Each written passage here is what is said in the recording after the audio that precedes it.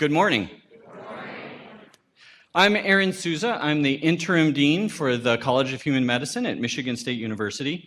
And I want to thank you all for joining us on this momentous occasion for the college, for the university, for the community of Flint. We have three individuals who today we will confer upon the Charles Stewart Mott Endowed Professorship of Public Health. Doctors Jennifer Johnson, Harold Woody Nabors, and Debra Furr-Holden. Today's investiture underscores the importance of endowed funds and endowed faculty to the mission and the achievement of academic excellence at a modern university. And I have some thank yous because my first notes on this project date back to 2006, 2007. And you'll get a bit of a story of this project through those thank yous. I want to thank Jim Budarakis, Ken Steibel, and Jeremy Forback, who come from Hurley, from Genesis, and from McLaren for being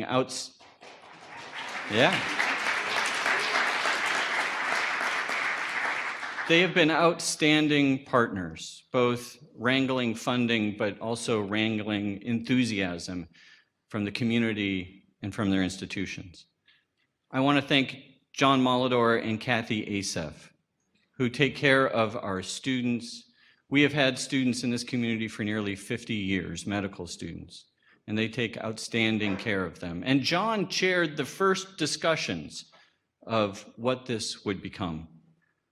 I want to thank Neil Haggerty and Kimberly Roberson for being wonderful partners, providing guidance, for providing support, and for providing wisdom.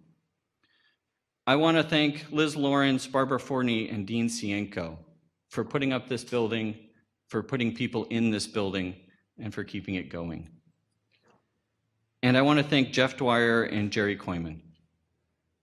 Jeff and Jerry, between the two of them, did 4,000 surveys of the community, 80 community meetings, 40 different community groups, created a robust advisory committee that came up with 3 areas of focus: chronic disease, healthy behavior, and behavioral health. And beyond that, not parachute research, but focus on interventions that would help the people of Flint create a public health unit of national distinction and decrease disparities across peoples. This is the only unit that I know of like that in the country, focused on community participatory research and dedicated to the community in which it was created. This, I think, is the embodiment of being a community-based medical school. We are the pioneer community-based medical school, and is the embodiment of being a pioneer land-grant institution. This is what the land-grant mission means in a modern era. It means making the best for the people of a community, and through that, providing opportunity for the institution. There's a large NIH presence now in this community and in our institution because of the work of excellent faculty that we have hired. The endowments from the C.S. Mott Foundation help us recruit those people, but so does the participation of the community. Community members were on the search committee. Community members called these people up to help recruit them. These are Flint faculty. We own them, we love them as MSU faculty, but they are also for the people of Flint. This is the kind of thing that Michigan State University does. It is the leadership of our university to end up in positions like this. And I want to introduce to the stage the 20th president of Michigan State University. Leadership comes from the top on this kind of mission, and she has helped redefine what it means to be a land-grant university. May I introduce President Luana K. Simon. Thank you very much. I'd like for you to give some special recognition to Aaron for the leadership that he's provided in structuring a process that at any point in time since 2006 could have ended gracefully. or ungracefully, but it could have ended. And no, most folks would not have been the wiser. But that's not how we want to be known, not simply in Flint, but around the state, because that's the big land-grant heart. There's a timeline coherence in that when we were able to think about this, I became president in January of 2005. And I believe very strongly that doing things in community wasn't just about checking a box or saying we had a community-based medical school. It was assuring that the people who were a part of the communities would want to be anywhere, could be anywhere, and chose to be where they were located. And I'm going to have June, actually, as Provost, talk a bit about that because she's the one who is responsible for putting this together. So we went to the Mott Foundation. Bill White, Neil was there, Ridgway, and we said, we've got an idea. And we'd like to partner with University of Michigan Flint. We'd like to partner with the community.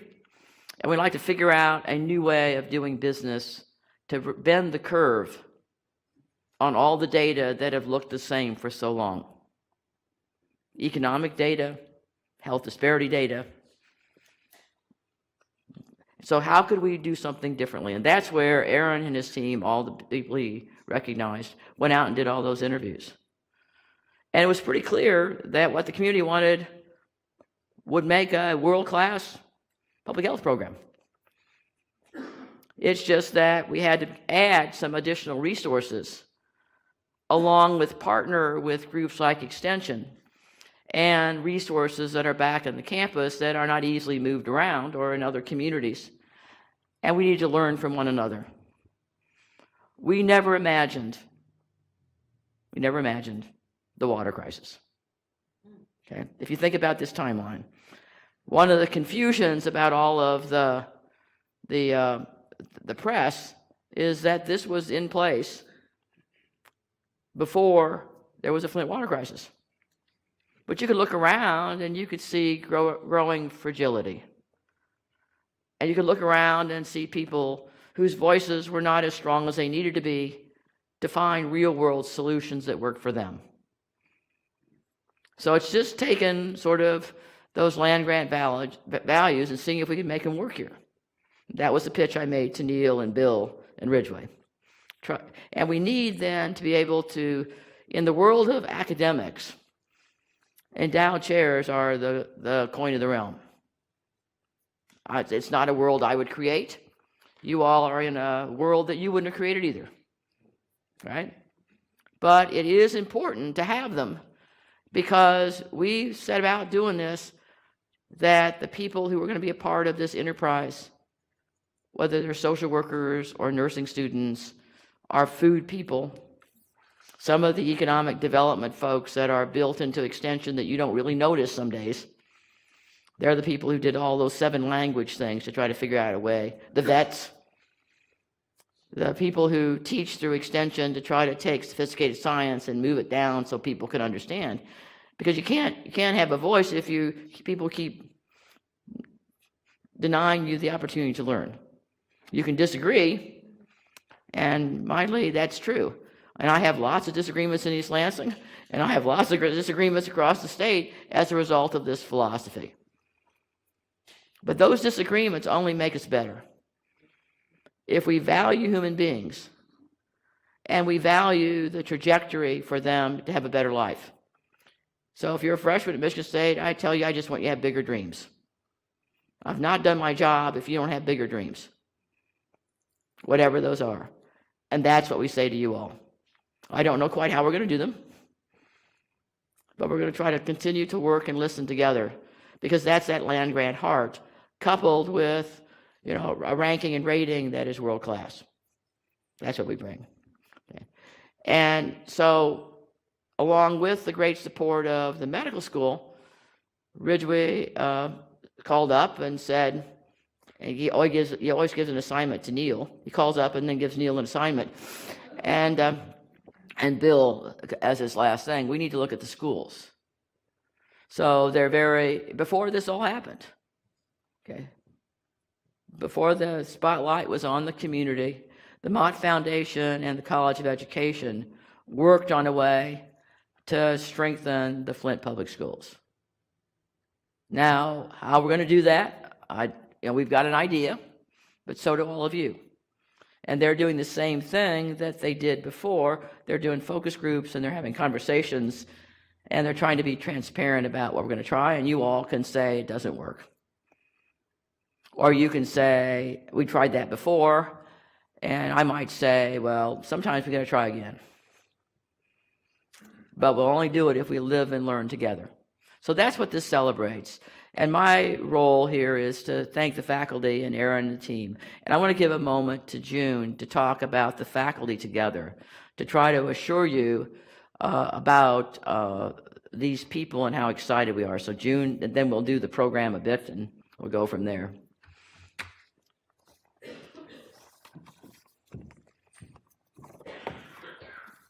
Well, thank you. If you don't know the three honorees this morning, you are about to be introduced to three of the most vibrant, exciting, visionary faculty members that I've had the pleasure to help recruit. You know, it isn't, as both Aaron and the president have mentioned, it isn't nearly as hard to recruit the best in the country, whether the country is really on another coast or just down the road. It isn't so hard to recruit the best when you have the backing of a community and the backing of someone like the Mott Foundation, who's willing to help endow chairs that really do help call attention to the opportunities. The opportunities would have been here one way or the other, but if you want to get the attention of the best, then you have to express a seriousness, a priority about this. And I think as you meet each of our honorees today, you will understand that Michigan State was serious about recruiting the best and bringing them here. I can tell you that there isn't a department on campus that wouldn't have been delighted to have any of these three move to East Lansing, Michigan. But that isn't what they wanted. As you will hear, their work, their mission, their vision, their research, their passion is working in Flint, working with all of you, and having collaborators in East Lansing, Michigan, and the University of Michigan, Flint, and Ann Arbor. These are people who understand that real change comes through collaboration. And we appreciate that because we understand that our opportunity today to name these three as endowed chairs is thanks to our collaboration with the Mott Foundation. So thank you all again for being here. I think you are in for, again, if you don't know these individuals, you will enjoy in the next few minutes hearing about who they are, what they do, and what they can mean not just to Flint, but to the research agenda that will not just inform this community or this university, but really will make a difference around urban areas across this country, and if we're lucky, across the world. Thank you, June. So, my final comment to you is I've been doing this work for a very long time, having been in June's role. And what I know is if we're going to make real progress, things are going to get a little messy every once in a while. Because that's just the nature of really bright people, communities that have their own view of issues.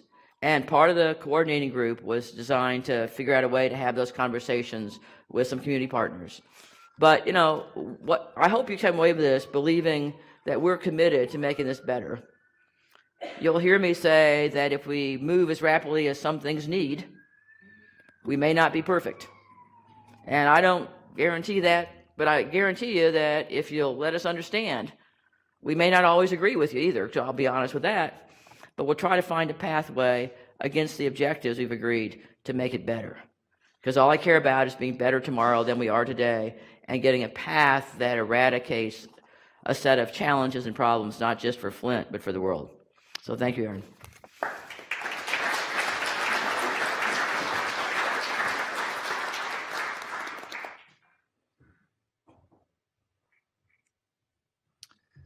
Jennifer Johnson is our first Charles Stewart Mott Endowed Professor of Public Health at Michigan State University's College of Human Medicine. She earned her Bachelor of Science degree in physics and a doctorate in clinical psychology from Brigham Young. She conducts NIH-funded randomized controlled trials to determine the effectiveness and cost-effectiveness of mental health and substance use interventions for vulnerable populations, such as pregnant women, prisoners, and jail detainees. And she is doing that work now in Flint. Her research and implementation science also examines the ways that we can change policies and systems to better support mental health care for vulnerable populations. She's been the principal investigator of 8 NIH awards totaling more than $14 million. Please welcome Jennifer Johnson.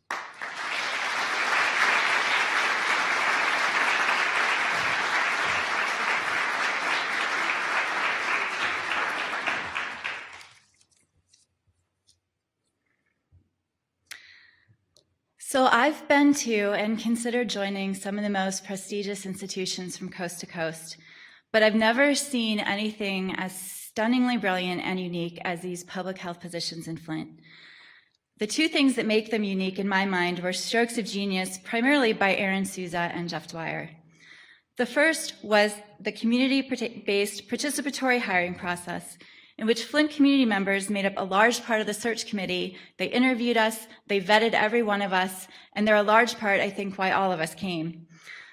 The second is that the positions are structured and funded in a way that sets us free as faculty members to pursue the science and the research that we feel like is most important for the common good. This is actually very rare. In the first 15 months of this group's existence, our 4 faculty members, in the time we've been here in Flint, have, I believe, been principal investigators of nearly $15 million worth of NIH funding. By summer, it may be $25 million. And this is impressive. We are still a small team, and the public health problems that we are trying to address are very large. Therefore, we're growing. But fortunately, Flint is a fantastic place to be. And I think if we build correctly before I retire, I would love to see a school of public health here in Flint. And I think that we could have 50 to 100 just like us, along with our teams right here. So as a clinical psychologist, I'm both a researcher and a clinician. I'm a big R researcher, but all the work that I do is clinical research. Most of my studies are randomized trials of counseling interventions for mental health and substance use, especially improving relationships to improve those issues. For example, one of my studies helped pregnant substance users reach out to more non-using people who would support their sobriety during pregnancy. However, as I started out in treatment research, I think in general there's this idea that researchers create knowledge and clinicians and policymakers use the knowledge that researchers create. However, this isn't completely the case, because for many public health problems, the knowledge to address them actually already exists. It just isn't used. This is where implementation research comes in. There's a science of how to get individuals and governments and policy organizations to do what is already known about what works. So let me tell you how I discovered the importance of implementation research and how I weave together these threads of being a clinician, a treatment researcher, and an implementation researcher. In 2012, I published the largest randomized trial of any treatment ever for major depression in an incarcerated population.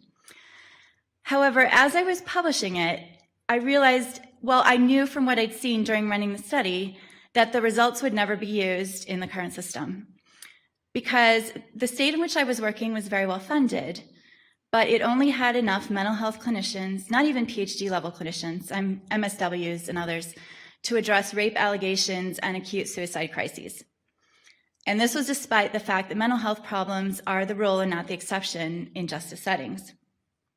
So when I thought about that, I asked a lot more questions, and I realized that there aren't providers because there's no money for the providers, and there's no money to hire the providers because the legislatures set the budgets, and the legislatures don't appropriate enough money because they answer to the voters, okay? Turns out that the voters tend not to realize how large our justice system has gotten, that 1 in 34 of their friends and neighbors are justice involved, that 99% of justice involved folks are either in the community or will be back soon, and that our justice system has become so large that you can't address any public health problem in the United States and ignore this system. So, for example, the 3 largest mental health treatment systems in the entire country are jails. So then in the course of trying to do treatment research, suddenly my research question expands to take in changing the minds and hearts of the entire US electorate. That's implementation research, okay? Let me give you another example. So 10% of all suicides in the entire United States occur in the context of a recent contact with the justice system. So that's 10% of all suicides. So in order to help reduce the overall US suicide rate, I submitted and received a $7 million NIH grant here in Flint last summer that would use the justice system as a catch and release for people at incredibly high risk. So how this works is there are nearly 12 million admissions to jails every year. This is when you're arrested, picked up for a day or two, you may not be charged, you probably won't be convicted, you might be, and then you're released. And so you have a system that has people at very high risk for just a couple days. Well, it turns out that there are interventions in emergency departments that are very effective at reducing suicide in the year after an emergency department visit. They're also cost effective. They reduce suicide by 50 to 90%. So the idea is simply to see if those interventions in the emergency department work in the jails, because it's actually not that different in terms of the length of stay. And if they are as effective in the jails as they were in the emergency departments, we could reduce 5 to 9% of all US suicides simply by doing this simple intervention in the jail. So this sounds fantastic, right? But here were some of the public comments on one of the press releases about the study. Quote, "A total waste of money. Take the money and put it toward preventing all the suicides by veterans. I don't care about prisoners, I care about veterans. Priorities." Quote, "Productive members of society pay to spend millions to study the dregs of society. What a country." So, this is what we're up against. Not to mention that, the veteran liaison told me that 10% of people in our jail here are veterans. Jail detainees are not prisoners, they're not convicted, they're not even criminals because they're not convicted. You're innocent until proven guilty. Advocating for adequate health care is not condoning crime. And this sort of general philosophical problem with providing adequate health care to those that society deems to be less worthy somehow. So, this is one example where we know what to do, but as a society, we have a knee-jerk reaction against following what the science would dictate. This is implementation science. And it's why for treatment research, at least for what I do to matter at all in the real world, I'm doing implementation science as well. So as mentioned before, I'm both 100% researcher and 100% clinician. Here are the 3 most important things I've learned as a mental health counselor. First, when you get people alone and get them to drop their defenses and really talk about their hopes and their dreams and their fears, people are much, much more alike than they are different. We're just really not that different from each other. The second is that listening is 80% of solving a problem. The third is that negotiation of a therapeutic working alliance, which is defined as a mutual understanding of a problem, agreement on goals, agreement on methods to reach the goals, and mutual respect, is one of the best predictors of treatment outcome, of mental health treatment. So how does this inform my research in Flint? Coming into Flint, there is no doctor-patient relationship, right? I come in as an equal, just to start with. Yet, what happens in therapy is still true. We're all more alike than we are different. There's a quote I found actually from some of the community members as I was getting ready to come here that I love, and it says this: "If you've come here to help me, you're wasting our time. But if you've come because your liberation is bound up with mine, then let us work together." So in Flint, as in counseling, listening is at least 80% of solving the problem, really listening and really understanding. In Flint, the collaborative negotiation of a working alliance is also very, very important. So this is agreement on goals, agreement on steps to reach the goals, mutual respect. And the way this works in community engaged research is I come in, I listen to the community's perception of what the problem is, repeat it back until they say that I understand, ask what they've tried, consider what they're thinking of doing, talk about what I potentially have to offer, which may or may not be a good fit, And then we talk until we find something that is a good fit. So that's how this working alliance works. Unfortunately for academics, this is actual fairly radical equality when it comes to working with community partners. Community-based organization partners, CBOP, and our other community partners in Flint have exceptional skill and wisdom and experience. They're our equals, and actually most of the time when I work with them, I feel like they're more than my equal, they're my superior. Unfortunately, because many of these people are from historically marginalized groups, African American women, they're not always heard or respected, I think, the way that they should be. But I would say that researchers and clinicians are unwise if we don't involve representatives from our target populations at every step of the decision-making process, including planning a project, budgeting the project, executing the project, and reporting the results. So to our fantastic, experienced, wise, hardworking, passionate community partners, I'm going to call out a few, but this isn't all. Mrs. Deloney, Janice Muhammad, Sarah Bailey, Yvonne Lewis, Kent Key, Vicki, you're at U of M Flint, but I just love you anyway.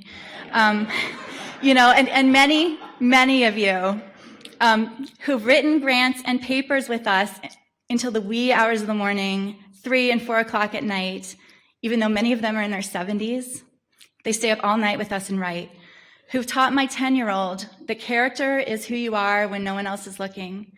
Who've attended our job talks and invited us individually and as a group for no other reason than an interest in the greater good. Thank you so much. Thank you for your decades of dedicated service to improve the city where my family and I now live and work and shop and worship and play. I hope you know by now that I will show up for you, that we will show up for you, that we'll fight alongside you, and I know that you'll continue to show up for me and for us. Martin Luther King was fond of saying that the arc of the moral universe is long, but it bends towards justice. Working together, we can help bend it toward justice, equity, prosperity, and recognition of those who've been under-recognized for far too long, who've worked here in Flint for decades to represent their people, who are now also our people. Thank you.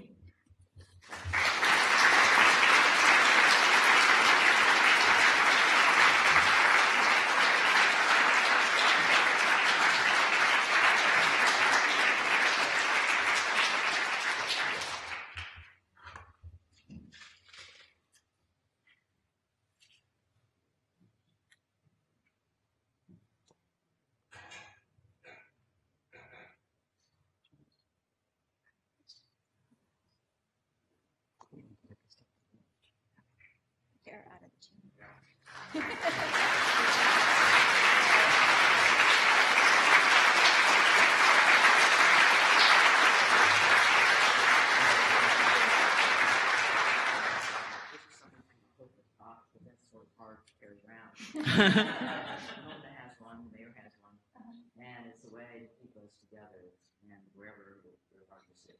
Thank you so much.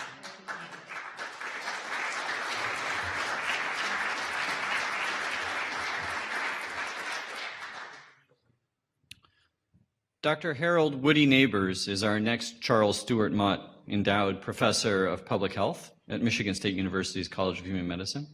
He earned his Bachelor of Arts in Psychology from Haverford and a doctorate in Social Psychology from the University of Michigan. For the past 30 years, Dr. Nabors has been a professor at the University of Michigan, where he dedicated his career to the investigation of health behavior and mental health among Black Americans. He has a long-standing interest in studying how ethnic differences in health and illness behavior affect major depression, diabetes, and oral health in difficult-to-reach population groups. His work promotes a personal empowerment perspective on coping with stress that emphasizes the ability of people, regardless of their racial identification or socioeconomic position, to draw upon psychological strengths and social assets to overcome personal and community barriers that denigrate mental health. Please welcome Woody Nabors.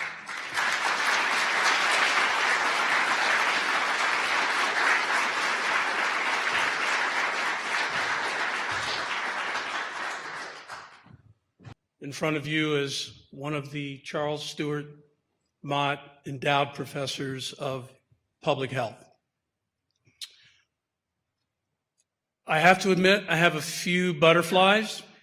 I'm not nervous, just a few butterflies, because you're actually looking at a guy who once took 40 minutes to deliver a 20-minute presentation. So my task today is modest. All I want to do is get you to know me just a little bit, hopefully make you laugh once or twice. Actually, I think I already did. And give you an appreciation for what I want to do here in Flint. So when I practiced this presentation, first time it came in at 12 and a half minutes. And I felt pretty good about that. I said, I think it's going to be pretty easy for me to shave 2 minutes off this talk. So I did it the second time, and it came in at 15 minutes. Definitely moving in the wrong direction. And as I practiced it a few more times, I realized that I was spending a lot of time on my first slide, thanking everyone who's made this possible. And in fact, as you look at this slide in front of you, I could probably talk 5-10 minutes on each line and each person. I'm not going to do that because I do want to get into the meat of my talk, and I hope after the formal part of the program, I'll be able to get around and thank everyone personally. I do want to just briefly mention my community partners, and in fact, the community-based organization partners, CBOP, that you heard Dr. Johnson refer to, they are my guiding light as well. And I could go on and on and on about how they have helped introduce me to the Flint community. But again, I won't do that. I'll just say thank you, CBOP. I got a lot of good stories about how Jeff and I hung out during this little recruitment dance we did, but see me after the talk and I'll fill you in on that. And I do want to mention by name my mother-in-law, Mrs. Bonnie Davis, who's right here. I have the best mother-in-law in the world, and I got a bunch of stories about her. She's always got my back. She's wearing her NC State red. I just want to mention that my mother-in-law is the one that's directly responsible for giving me a deep, deep appreciation of what extension is all about. She had an outstanding career as an extension agent in North Carolina, and I didn't know anything about extension until I met my, hoped to be wife. We weren't even married at that point. And also gained a deep appreciation for 4-H. So I am very excited to now be part of the Michigan State community. And Jeff, I'm looking forward to hooking up with you at some point to take some of this programming throughout the state of Michigan. I do want to make special mention of one particular person, my wife, Dr. Woody Nabors. And I'll just say, without her support, this would not have happened. I remember telling her, I think I'm going to move to Flint, and I wasn't sure how she's going to take that, but, So, to stay on track, I titled this presentation, No Stories, Just the Facts. The thing that always gets me in trouble is my tendency to elaborate and stray and get off track a little bit. So I'm going to try to stick just to the facts. And I do have a fallback plan. I'm very happy that my wife is seated right in front of me, and we've worked out a couple of hand signals. And if I start to get off track, she's gonna, go through those. So I think I can do this. So the most frequently asked questions that I get: where does Woody come from? What in the world is man up, man down? And then there's question number 3, which I'll leave you in suspense about that one. So this is one of my favorite pictures. This is the night that I signed on the dotted line after having dinner with Jeff. It's also a testimony to how those of us who are aging baby boomers should not ever listen to our children with respect to anything having to do with social media. My son told me about this great MSU app that I could download and get a helmet, and so I always do what my son tells me to do. So I did it, and now I don't know how to get rid of my, so. But I like the picture so much, I figured I'd just show it. So, very briefly, my first name is Harold. My father's first name was Harold. My middle name is Woodruff. And Woodruff is my mother's maiden name, because back in the 50s, they weren't hyphenating. So I got the middle name of Woodruff. They couldn't call me Harold, because there was Harold 1, I'd be Harold 2. But they weren't comfortable calling me Woodruff all the time. So Woodruff became Woody. And now you know the story of where Woody comes from. And I'm actually very happy and honored to have 2 of the Woodruffs in the audience today. So now here's the Man Up, Man Down logo. In fact, one of the students, one of the new MSU students I'm working with right now, the other day was telling me, no, it's not Man Up, Man Down, it's Man Up, Upside Down. And I'm like, no, it's not. But this logo attracts a lot of curiosity. We use it at health fairs a lot because we're trying to gauge men in conversations about their health. And so it really attracts people. But the logo standing alone, without me being able to give a verbal explanation, doesn't really do justice to what we're trying to do. So my new Neighbors research team has been obsessing over a short and concise description of Man Up, Man Down, and I'm going to read that to you now. The Man Up, Man Down program encourages men to reach out when feeling stressed. Sometimes trying to man up results in a man feeling down. It is healthy and wise for men to talk to family, friends, the doctor, and to each other. If you feel something, say something. So that encapsulates what we're trying to do with the Man Up, Man Down program. And believe me, I could talk for a long time about where Man Up, Man Down came from, where we're trying to go, but unfortunately I can't do that today, but please see me after the program and I'll tell you all about Man Up, Man Down. And I'll tell you how we probably had a 45-minute conversation about whether we should say it's smart for men to talk or it's wise for men to talk. And this is the part of the conversation my wife just goes crazy. How can you spend 45 minutes obsessing over the difference between smart and wise? Well, when you're in the academy, it's what you do. The problem I want to solve, very straightforward, but not so simple. I want to reduce and eventually eliminate racial and gender disparities in health in Flint. That's it. That's what I want to do. Men, particularly black men, live sicker and die younger. So a lot of times you hear me run around saying, 4.5, 4.6, and people, what is he talking about now? 4.6, the number of years on average that women live longer than men. And that number goes up to 6 when we look at black men. I find those things unavoidable, and therefore I find it unacceptable. Why is this important? It's obvious. Too many men, black and white, are missing from daily life. We're missing way before our time. We have a lot to contribute. But if you're like me, you're sitting around that Thanksgiving dinner table, and year after year after year goes by, and you start noticing, as a man, you're in the minority. That's not right. Our lack of progress on this, I find very frustrating. And in fact, in my former life, at a school down the road, I was primarily an applied social scientist, and I spent a lot of time creating a foundation for what we call, an empirical foundation for what we call racial and ethnic health disparities. It was description.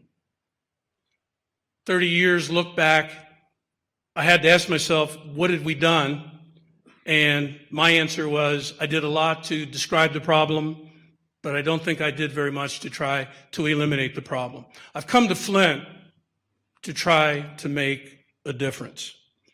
So I'm fond of saying the more things change, the more they stay the same. I got on tenure track down in Ann Arbor in 1985, so I like to show life expectancy by race and gender for 1985. And when I decided to reinvent my research portfolio, it was 2010.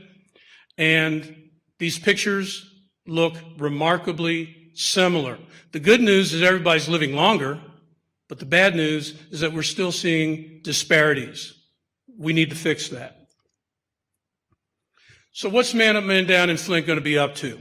3 areas of activity: community-driven intervention research, community outreach and engagement, and this is where my CBOP colleagues come in, mentorship and research education.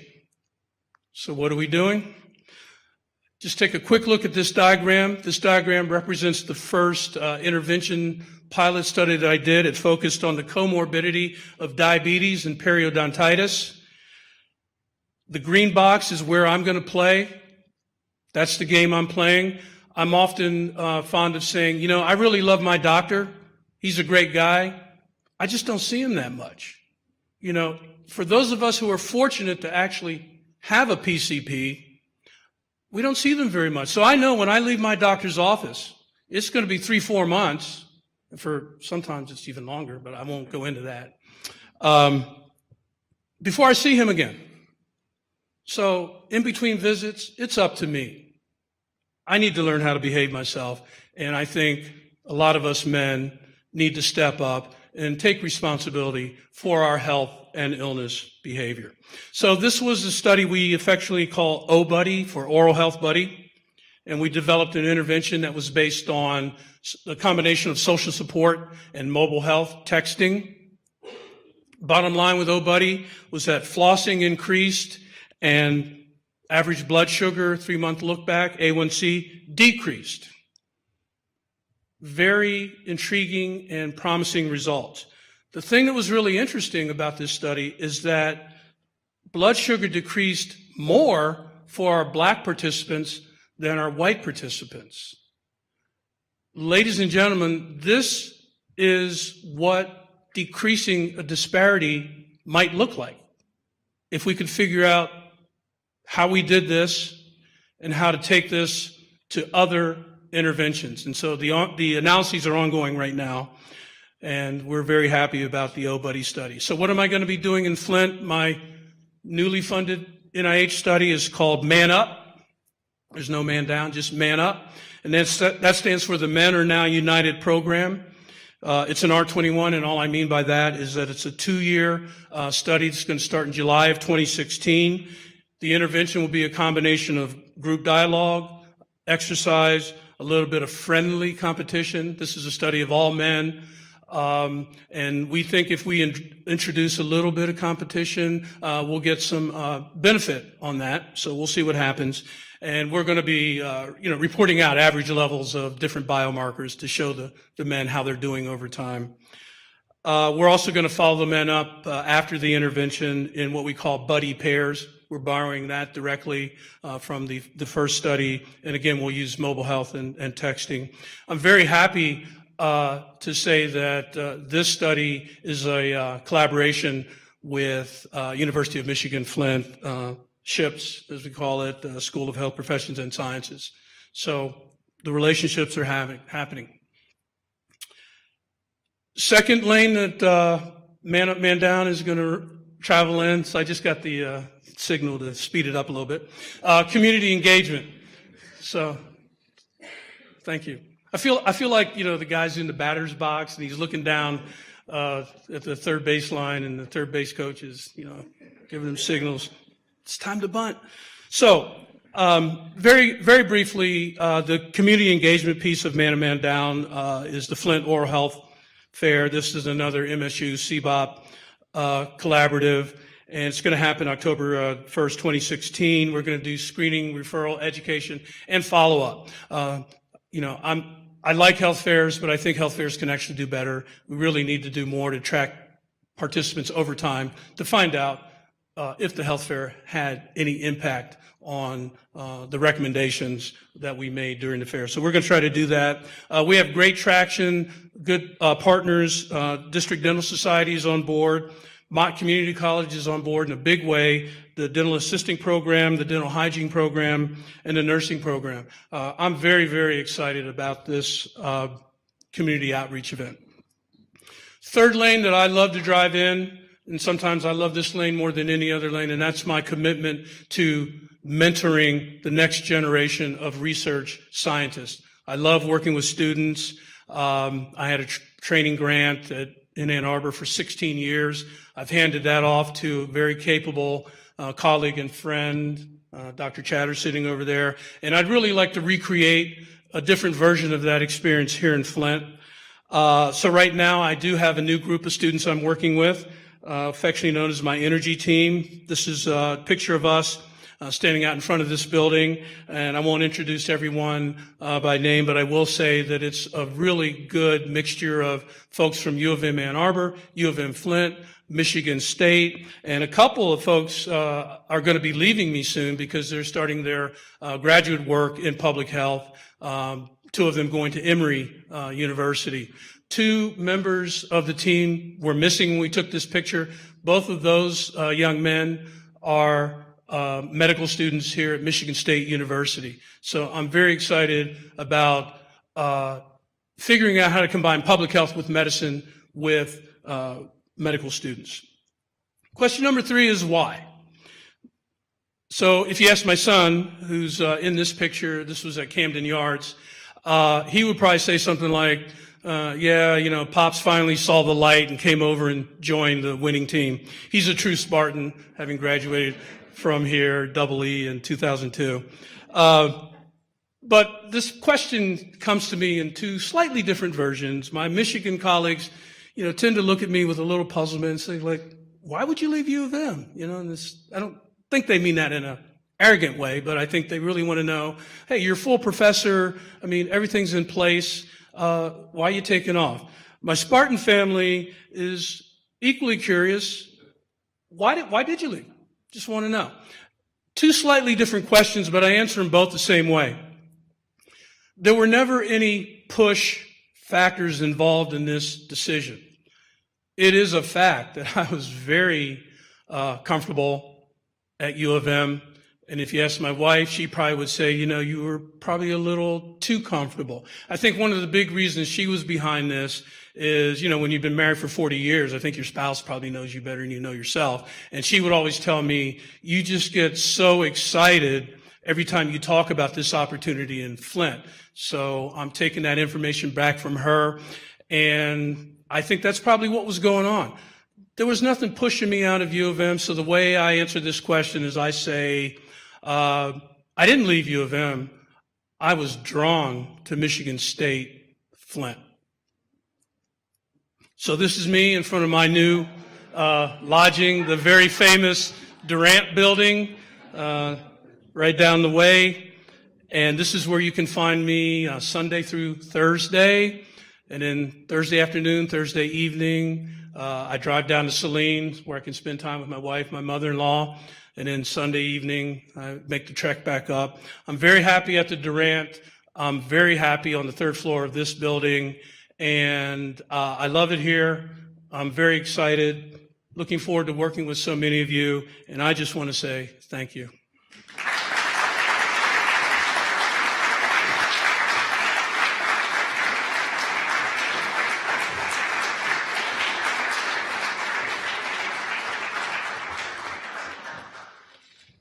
Oh, I get the medal first. You get the medal first. I'm just posing for the picture. By the way, there's no truth to the rumor that you've heard that I'm going to wear this medal to work. I just want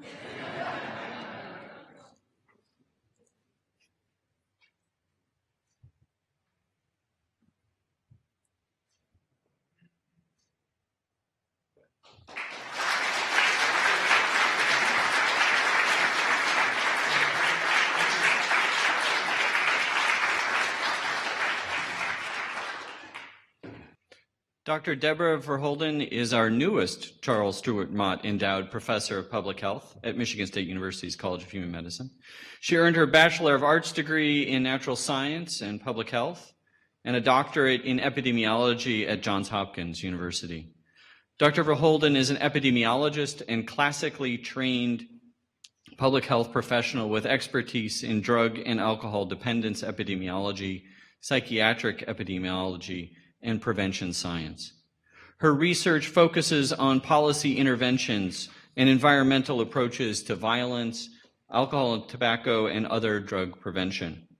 She has worked with local and national policymakers to improve data-driven decision-making across a broad range of behavioral health topics to include health in all policies. She is a former Flint resident and attendee of Flint Northern High School and Flint Central High School. Dr. Furr-Holden has a commitment to Flint that stems from her formative years. Her Flint-based work focuses on structural interventions to address behavioral health inequalities and promote policy interventions to improve public health for Flint residents. Please welcome Debra Furr-Holden.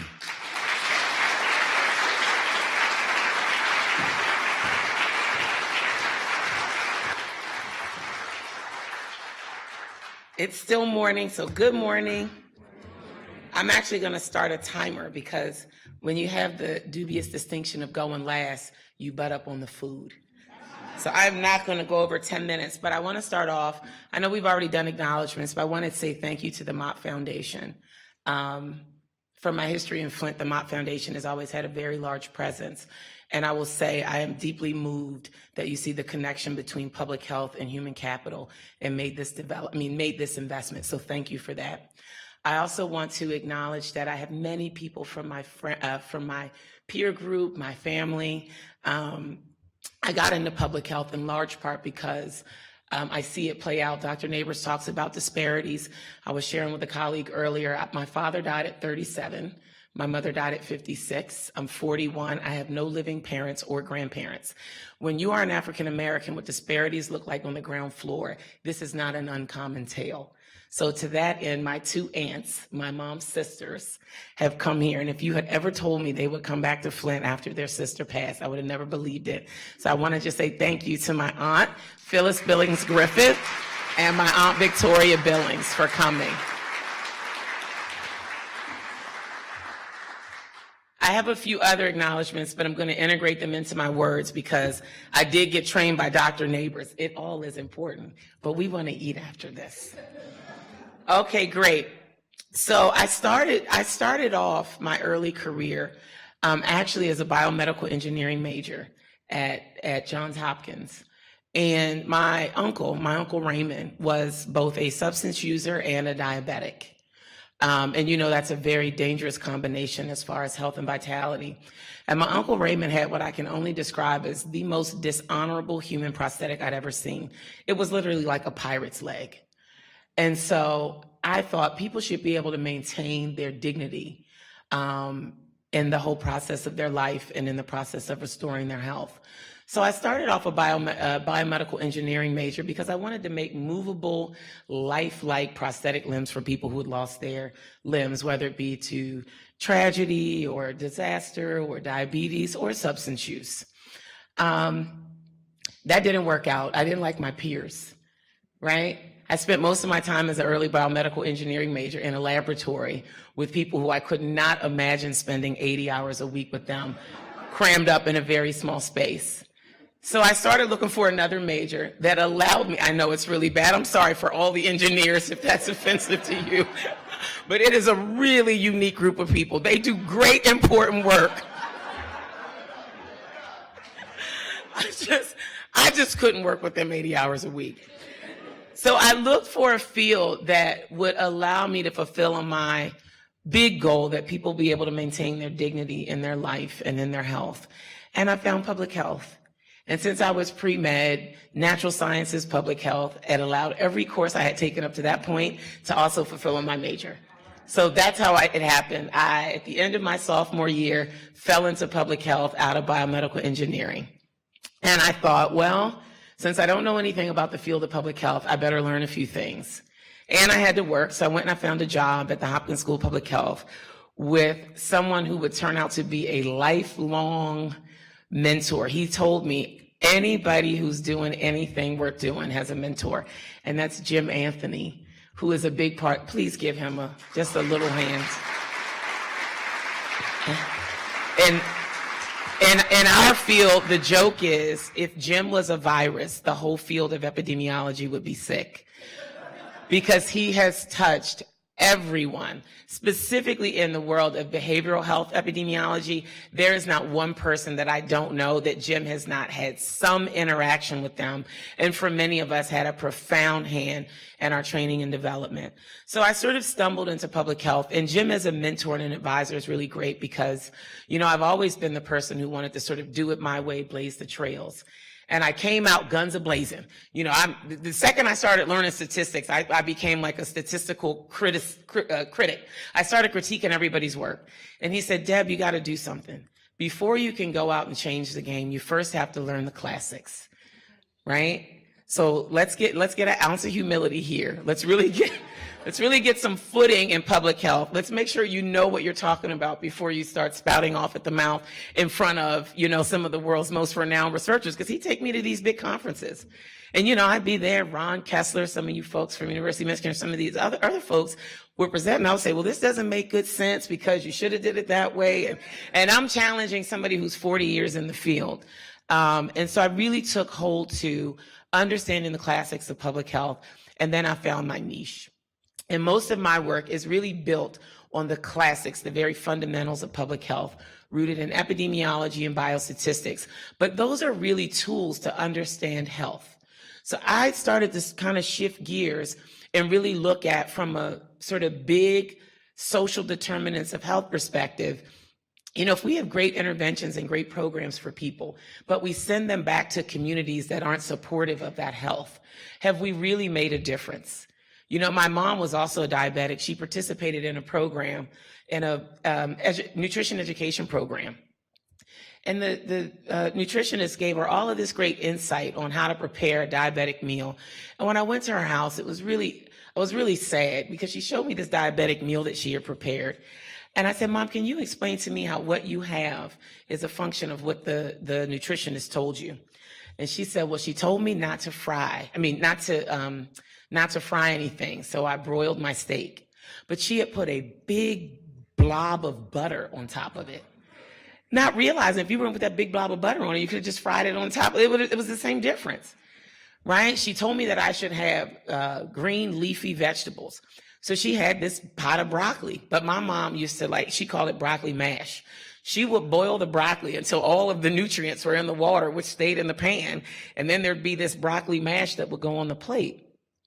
And I started to think about what the community that we lived in was like, what kind of food options were available at our local market, which was sort of a mid-level market. I started to think about the gap in between. My mom was a very smart lady, but the woman who was speaking to her wasn't speaking to her, a very smart lady, in terms that made sense that she could actually translate into her actual health behaviors.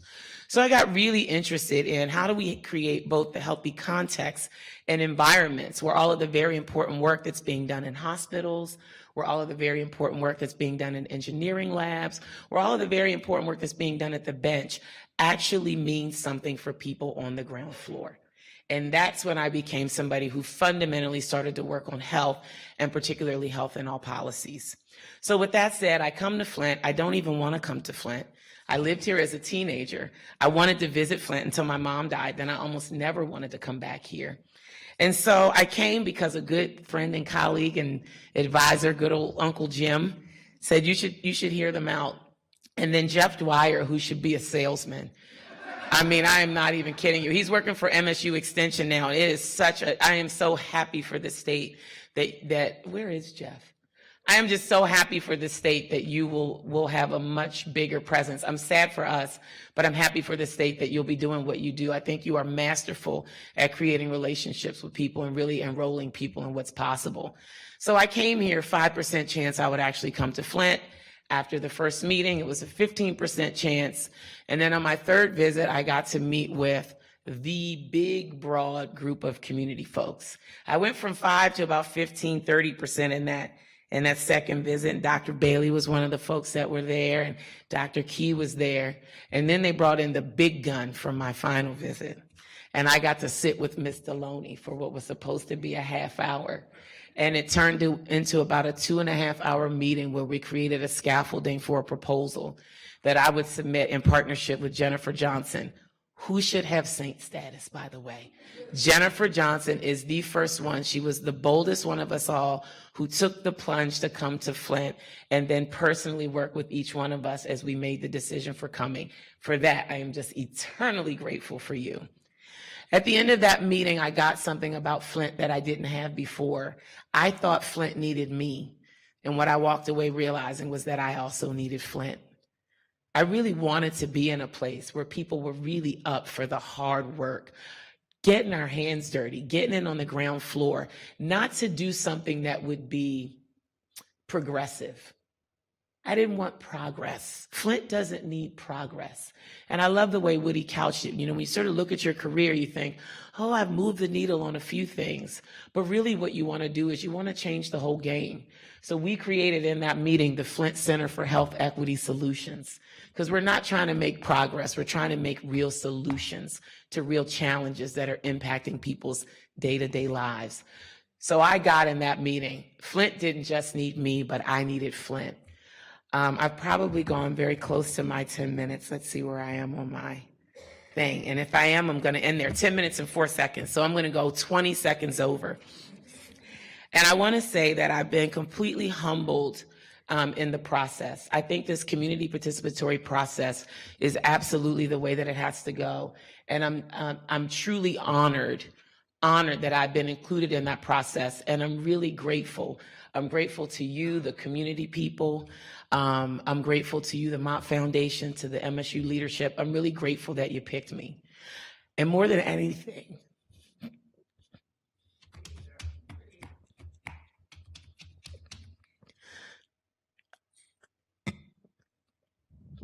I give you my word that we're going to deliver on everything that we've promised. Everything that you've invested in, you're going to get the return on that investment multitudes over. And we're not going to do it to you. We're not going to do it around you. We all move to this community. We all live in the city of Flint. I have the same questions about my water that you have about yours. We are a part of this community, and we will work with you to collectively make Flint the great city that it is. Thank you.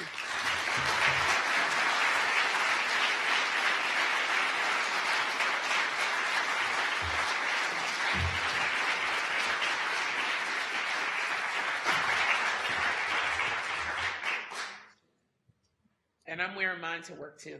I'm wearing it to the airport. Not through that metal section.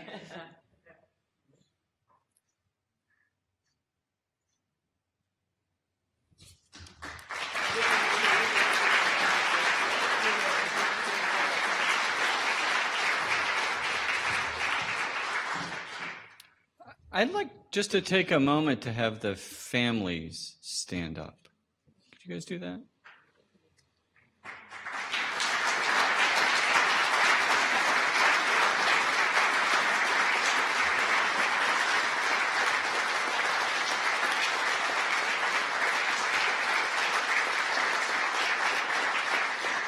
Thank you.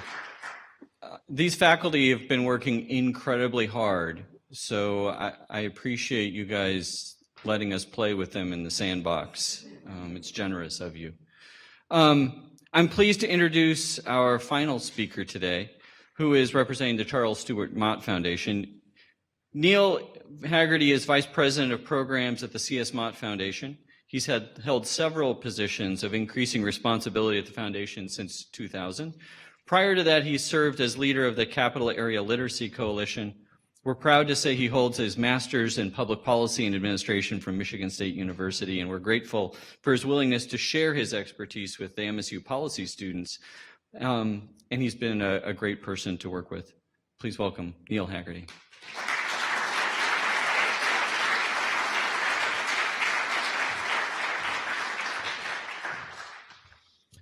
Wow, this has been amazing. I am truly, truly honored to be with you today on behalf of the Charles Stewart Mott Foundation, and want to recognize my colleague Kimberly Roberson, who's with us as well. She directs all of our Flint area grant-making programs and was, along with me and Aaron and all the other folks, just a partner on our end of the work on this. And so it's wonderful to be here today to help recognize the endowed faculty that will bear the name of the foundation where I work and its founder, Mr. Charles Stewart Mott. I congratulate MSU's leadership and staff, and indeed the entire MSU community, on the critically important work that you're doing here in Flint and beyond. As the nation's first land-grant university, MSU has a critical role to play across the state of Michigan. And in recent years, I've watched with awe as MSU has grown to a globally engaged university, applying its land-grant mission and values to intractable problems around the world. But importantly, and we're hearing about it today, MSU has stayed rooted in Michigan and has actually increased its commitment to places like Flint by working with the community on critical challenges like education, public safety, and of course, public health. There have been many milestones along the journey of this public health and medical education partnership between MSU and the Mott Foundation, the local and regional health systems, and many, many others. But today is really a special day as I get the opportunity to congratulate and recognize the three exceptional people in these new endowed faculty positions. But in addition to congratulations, I want to thank the candidates. As we heard earlier in the ceremony, each of them have the credentials and academic standing to be almost anywhere in the world doing their important work. And in fact, they've all come to us from other prestigious universities to be here. And so we thank you for choosing to come here to Flint and to be Charles Stewart Mott endowed professors and to be part of the change that we're all seeking in this community. As many of you know, Mr. Mott was a pioneer in many fields. He was an industrialist, he was a businessman, he was even a politician in the formative years, Flint's formative years. But throughout his long life, he was a philanthropist whose legacy of giving endures. It's remarkable to me to think about the power of endowed philanthropy, that almost 90 years after he founded the foundation, we're still able to work on his legacy of helping to improve lives and improve community. Mr. Mott was a unique man who saw his legacy to be the foundation that bears his name. He called his philosophy and his philanthropic endeavors a foundation for living. The foundation was a way for him to continue his legacy and to provide for future generations. And it just seems fitting and fabulous that his name is inscribed on the medals that these three wonderful faculty will wear. And it's really appropriate that these professors are named after a man who dedicated much of his life, his resources, and his influence to this community and to betterment of the lives of others. So when we see such need in this community to respond to the water crisis, but also to respond to so many other pressing public health needs, and we're really pleased to be continuing the legacy through these permanently endowed faculty positions that will endure for generations. And so thank you and congratulations, and I look forward to many years of working together with you all. Thank you.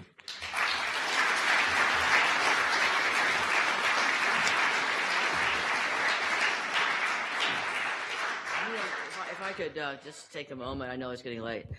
I must tell you that when Aaron and I were sitting in that boardroom in front of your board and trying to sell this idea back in 2007, 8, about how this could all work, there was a little skepticism in the room. There was a little skepticism in the room.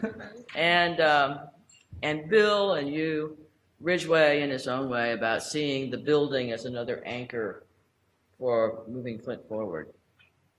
It's carried the day in what I know was probably a very difficult conversation. And we were trying to make sure that as you look at your investments over time, not simply from, because you have to worry about your board, whoever those folks are going to be 20 or 30 years from now, because these are endowed, that this investment, the one with respect to education, will be viewed as the best investment you've made for really making a difference in the world, because of the people.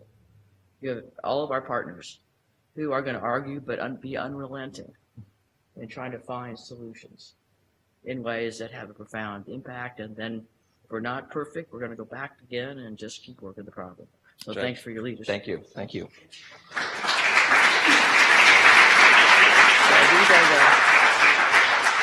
So these are the Mott professorship. Oh, cool. Each has, so their names are on this. You get two. You get two. These are the names of professorships that they can put in their office. We will hang these in our building. Excellent. And a day-to-day. We don't get to wear them to work. It's something that we all have to make a superb difference. So thank you. Thank you.